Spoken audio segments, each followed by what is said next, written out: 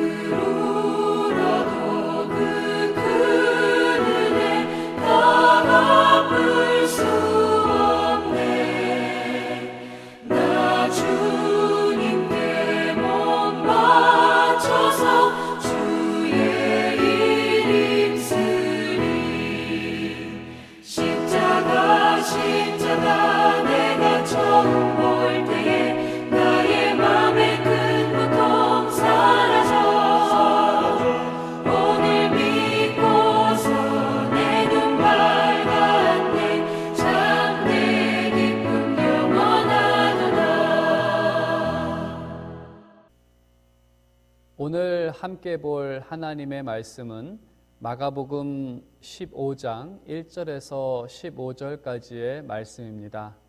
오늘도 15절 모든 구절을 함께 합독하도록 하겠습니다. 마가복음 15장 1절에서 15절에 기록된 하나님의 말씀입니다. 새벽에 대제사장들이 즉시 장로들과 서기관들 곧 온 공회와 더불어 의논하고 예수를 결박하여 끌고 가서 빌라도에게 넘겨주니 빌라도가 묻되 내가 유대인의 왕이냐? 예수께서 대답하여 이르시되 내 말이 옳도다 하시매 대제사장들이 여러 가지로 고발하는지라 빌라도가 또 물어 이르되 아무 대답도 없느냐? 그들이 얼마나 많은 것으로 너를 고발하는가 보라 하되 예수께서 다시 아무 말씀으로도 대답하지 아니하시니 빌라도가 놀랍게 여기더라. 명절이 되면 백성들이 요구하는 대로 죄수 한 사람을 놓아주는 전례가 있더니 밀란을 꾸미고 그 밀란 중에 살인하고 체포된 자 중에 바라바라 하는 자가 있는지라. 무리가 나아가서 전례대로 하여 주기를 요구한데 빌라도가 대답하여 이르되 너희는 내가 유대인의 왕을 너희에게 놓아주기를 원하느냐 하니 이는 그가 대제사장들이 시기로 예수를 넘겨준 줄 알미러라. 그러나 대제사장들이 무리를 충동하여 도리어 바라바를 놓아달라 하게 하니 빌라도가 또 대답하여 이르되 그러면 너희가 유대인의 왕이라 하는 일을 내가 어떻게 하랴? 그들이 다시 소리 지르되 그를 십자가에 못 박게 하소서. 빌라도가 이르되 어찌 미냐? 무슨 악한 일을 하였느냐 하니 더욱 소리 지르되 십자가에 못 박게 하소서 하는지라.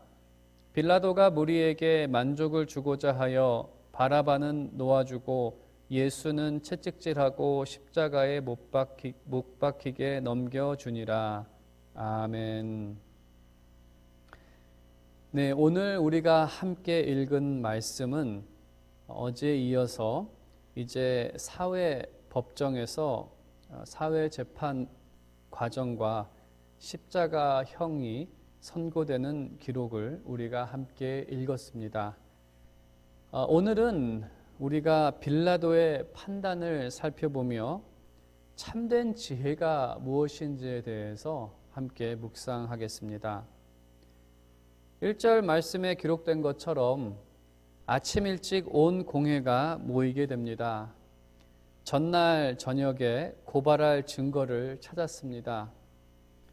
하지만 산헤드린 공회는 죄인을 처형할 수 있는 권한이 없었기 때문에 예수님으로 하여금 처형을 받게 하기 위해서 총독 빌라도에게 그리스도를 넘깁니다. 그래서 이제 종교법정에서 사회법정으로 자리가 옮겨집니다. 하지만 사회법정에서는 신성모독죄로 유죄 판결을 받게 할 수 없습니다. 그래서 그들은 신성모독죄로 예수님을 넘긴 것이 아니라 본문에는 구체적으로 나와 있지는 않지만 전체적인 정황과 다른 복음서를 비교해 보면 그들은 가이사 로마 황제에 대한 반역죄로 예수님을 고발합니다. 2절에 빌라도가 내가 유대인의 왕이냐를 물었던 이유도 예수님을 반역죄로 고발했기 때문에 빌라도는 그러한 질문을 예수님께 한 것입니다. 그리고 3절에 있는 것처럼 대제사장들이 여러 가지로 고발했다라고 되어 있습니다. 여기서 말하는 여러 가지 죄는 반역죄에 대한 다양한 고발들을 했다는 것을 의미합니다. 다른 복음서를 보게 되면 이러한 고발들을 그들이 합니다. 첫 번째로 예수님이 국가 전복을 모의했다라는 말을 꾸밉니다. 그리고 두 번째로 가이사 황제에게 바치는 세금을 내지 말라고 가르쳤다라는 거짓 고발을 합니다. 그리고 세 번째로 스스로 유대인의 왕이라고 말했다라는 고발을 합니다. 이러한 다양한 고발들을 대제사장이 총독 빌라도에게 했지만 사실 총독 빌라도는 이러한 고발이 너무나 터무니없고 이것이 거짓 고발이라는 것을 알고 있었습니다.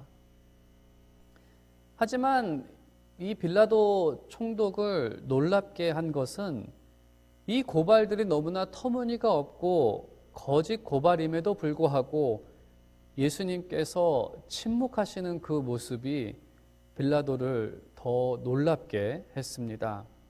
5절에 그 말씀이 기록이 되어 있습니다. 예수님에게 물은 그 질문에 대해서, 그 유대인의 왕이냐는 질문에 대해서 예수님께서는 이러한 말씀을 하십니다. 내 말이 옳도다. 이 원어를 내 말이 옳도다로 번역을 했는데, 이 원어를 직역을 하면은 이러한 문장입니다. 그건 너가 한 말이다. 그건 빌라도 너가 한 말이다. 라는 것이 예수님의 답변입니다. 예수님의 답변의 의미는 유대인의 왕이 맞지만 빌라도 당신이 생각하는 그러한 의미가 아니다라는 뜻을 그 문장이 담고 있습니다. 이것이 어떠한 의미인가를 조금 더 깊게 살펴보면, 세상의 왕은 백성들을 군림합니다. 백성들은 왕을 위해 희생해야 하는 것, 그것을 당연한 것으로 여깁니다. 그리고 백성들의 충성과 희생으로 나라가 세워지기도 하고 유지되기도 하고, 또 그들이 전쟁에서 희생을 해야 그 나라가 확장되기도 합니다. 이것이 빌라도가 생각하는, 또 세상의 사람들이 생각하는 그러한 왕입니다. 하지만 예수님께서 생각하시는 왕, 특히 유대인의 왕은 백성이 왕을 위해 희생하는 것이 아니라 왕이 백성을 위해 희생을 합니다. 그리고 왕의 희생을 통해 나라가 세워지고 그의 희생으로 유지되고 그의 충성과 노력으로 나라가 확장이 되어집니다. 예수님은 유대인의 왕이지만 빌라도나 세상 사람들이 생각하는 그런 왕은 아닙니다.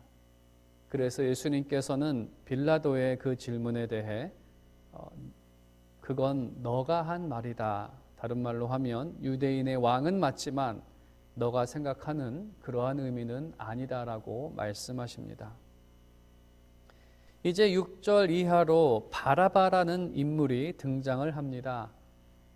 바라바는 로마를 저항했던 진짜 반역자입니다. 예수님이 지금 반역죄로 재판을 받고 계신데 그것은 거짓 고발이고, 바라바라는 사람은 정말로 로마를 반역했던 반역자입니다.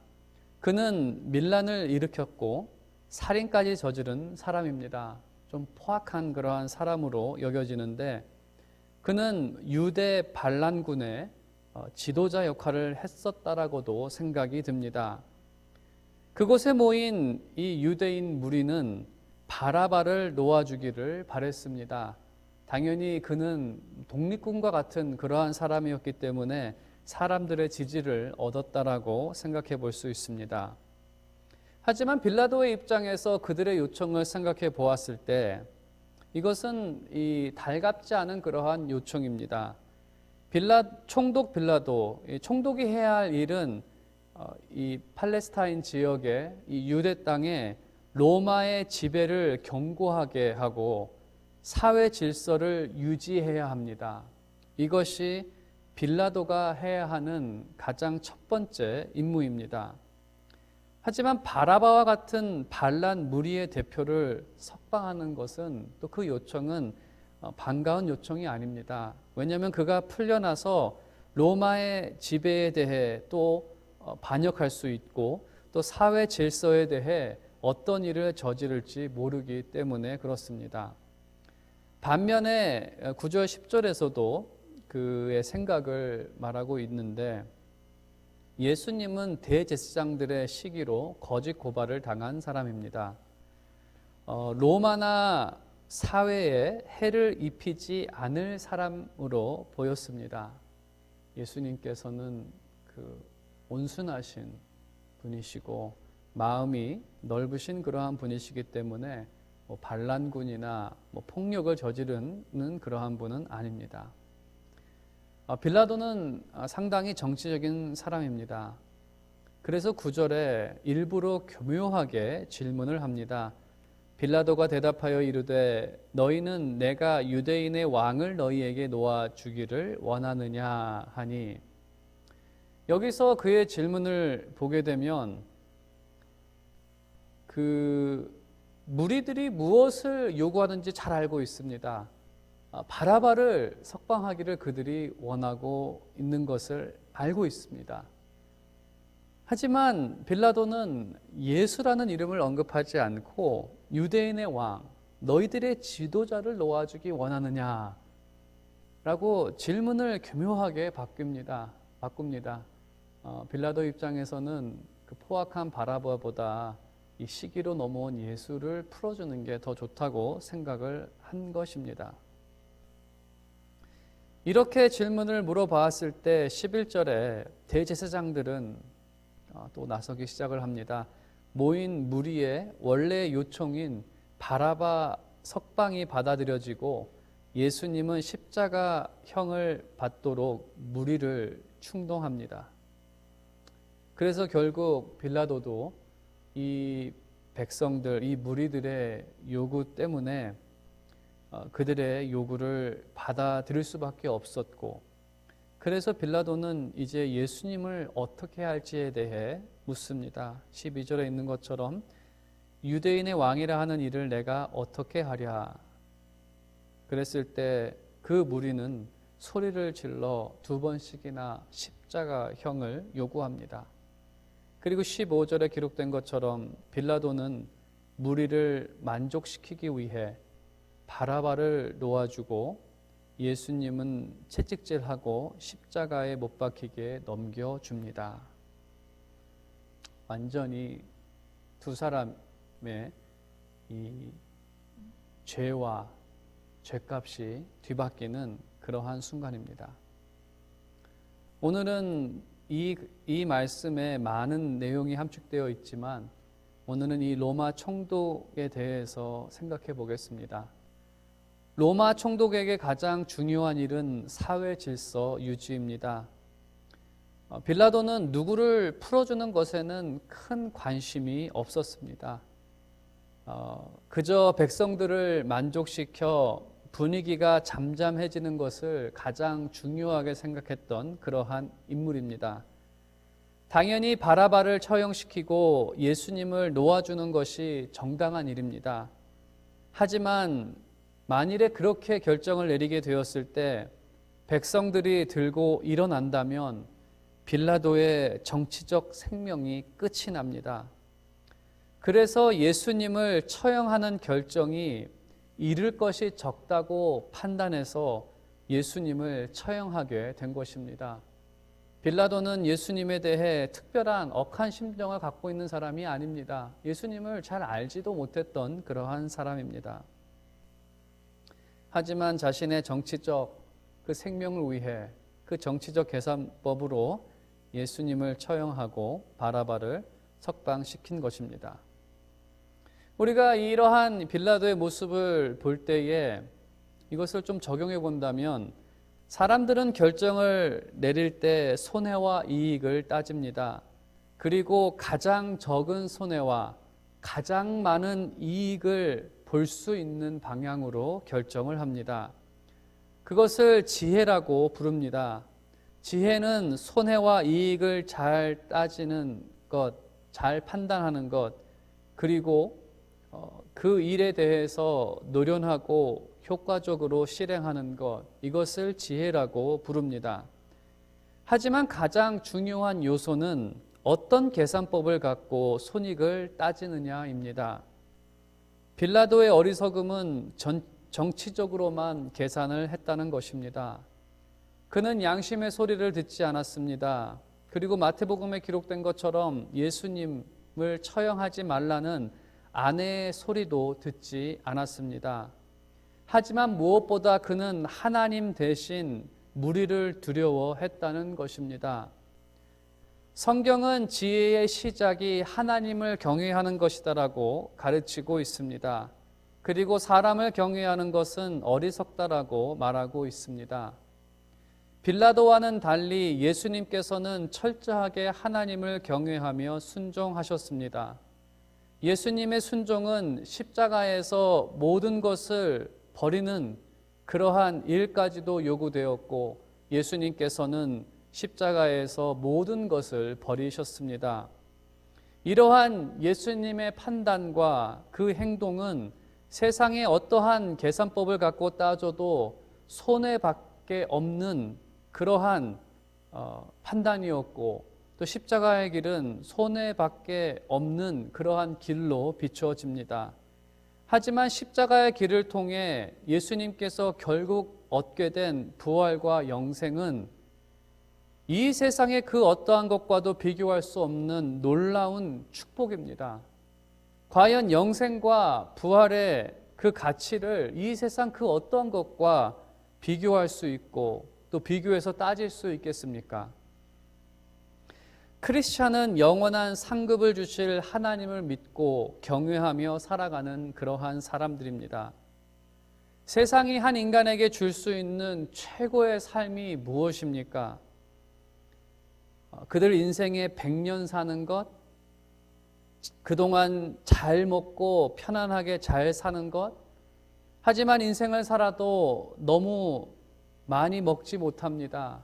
또 그것도 건강해야 여러 가지 것들을 먹을 수 있습니다. 너무 많이 먹으면 결국 병에 걸리고 오래 살지 못합니다. 그래서 사람들은 적당껏 먹고 운동하고 노력하면서 건강을 유지합니다.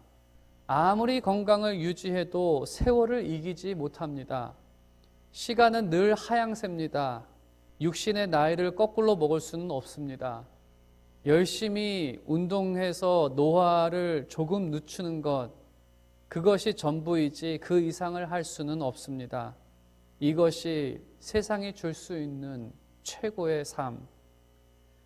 하지만 하나님께서 주시는 상급은 쇠하지 않고 늙지 않고 병들지 않고 썩지 않는 그러한 영광이고, 우리가 장차 받게 될 부활과 그 영생은 영원하며 또 영광스러운 것입니다. 그렇다면 어떤 계산법으로 사는 것이 진정한 지혜입니까? 십자가를 따라 영원한 영광까지 이르는 것이 참된 지혜가 아니겠습니까? 빌라도는 어리석음을 택했습니다. 하지만 우리는 빌라도의 그 어리석음을 따르는 것이 아니라 주님과 함께 십자가의 길을 따라가야 합니다.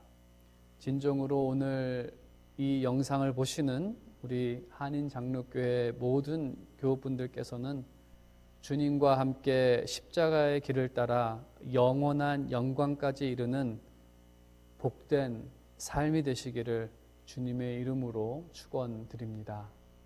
기도하겠습니다. 하나님 아버지, 감사합니다. 그렇습니다. 세상의 눈에 봤을 때에는 십자가의 길이 그렇게 좋게 보이지 않고 또 그 십자가의 길이 참 어렵다는 것을 우리는 다시 한번 깨닫게 됩니다. 그래서 우리는 세상 사람들처럼 적당히 타협하고 또 적당한 거리에서 하나님을 따라가고 또 세상의 것과 하나님의 것을 둘 다 가지려는 욕심으로 살지 않았나. 하지만 어찌 한 사람이 두 주인을 섬길 수가 있겠습니까? 주님, 우리로 하여금 믿음의 눈을 뜨게 해주셔서 십자가를 통해 그 영생을 바라보게 하여 주시옵소서. 그 길이 좁고 그 문이 작다 하더라도 그 길이 영생으로 연결되어 있다는 그 사실을 다시 한번 붙잡고 그 십자가의 길을 따라 살아가는 참된 지혜를 우리 가운데 허락하여 주시옵소서. 주님, 다시 한번 우리 가운데 이 길을 갈 수 있는 은혜를 허락하심에 감사함을 드립니다. 우리는 참 쉽게 실족하고 쉽게 포기하려는 마음이 많습니다. 주님, 날마다 이 십자가의 사실을 기억하게 하여 주시고 우리에게 부족한 믿음을 날마다 굳건하게 세워주셔서 우리가 낙심치 않고 실망치 않고 늘 그 영광을 바라며 살아갈 수 있도록 날마다 우리의 믿음을 도와주시옵소서. 다시 한번 우리 가운데 선한 일을 시작하신 하나님께 감사드리며 살아계신 우리 주 예수 그리스도의 이름으로 기도드립니다. 아멘. 네, 이제 각 가정에서 함께 모여서 기도하실 때 다음 기도 제목 여러분께 부탁드립니다. 먼저 코로나 바이러스 극복을 위해 계속해서 기도 부탁드립니다. 현재 감염이 되어 어려움 가운데 있는 이웃과 그들을 돕는 의료진의 건강을 위해 감염에 취약한 분들, 연로하신 분들과 지병이 있으신 분들의 보호를 위해 기도 부탁드립니다. 오늘 추가적으로 기도하는 것은 우리 이 일 가운데 분주하게 일하는 지역의 지도자들, 또 미국의 대통령, 또 여러 세계 지도자들을 위해 기도해 주시기를 바랍니다. 그들이 참된 지혜를 가지고 다른 사람들의 건강을 위해 또 그들의 유익을 위해 자신들이 내려야 할 결정들이 무엇인지를 알고 양심에 따라 좋은 결정들을 내려서 이 일들을 잘 극복해 나갈 수 있도록 지도자들을 위해 기도해 주시기를 바랍니다. 한인 장로교회와 교우들을 위해서는 먼저 건강을 위해 기도 부탁드립니다. 그리고 무엇보다 신앙을 지켜주셔서 주님의 은혜로 그들의 신앙이 이 기간 동안에도 더 굳건하게 되어지도록 기도해 주시기를 바랍니다. 그리고 오늘은 교회 리더들을 위해 기도 부탁드립니다. 이러한 상황에서는 주님의 교회를 인도하는 것이 더욱 힘듭니다. 그들에게 건강을 허락해 주시고 사역의 지혜와 또 사역과 삶의 모든 부분에서 은혜를 허락해 달라고 기도해 주시기를 부탁드립니다. 선교사님을 위한 기도는 이주의 선교사님을 위해 기도해 주시기를 바랍니다. 이주의 선교사님 사역하시는 북한 땅에 늘 주님께서 은혜를 허락해 주시고 또 공장에서 일하는 직원들을 위해 그들의 건강과 또 선교사님과의 좋은 관계를 위해 기도 부탁드립니다. 그리고 북한으로 들어가는 국경에서 외국인 입국이 차단된 상태입니다. 북한뿐만 아니라 또 중국도 또 러시아도 지금은 그 국경이 차단된 상황입니다. 이 국경들을 곧 열어주셔서 사역에 큰 지장이 없도록 기도해 주시기를 부탁드립니다. 이 기도 제목들을 가지고 함께 기도해 주시기를 바랍니다.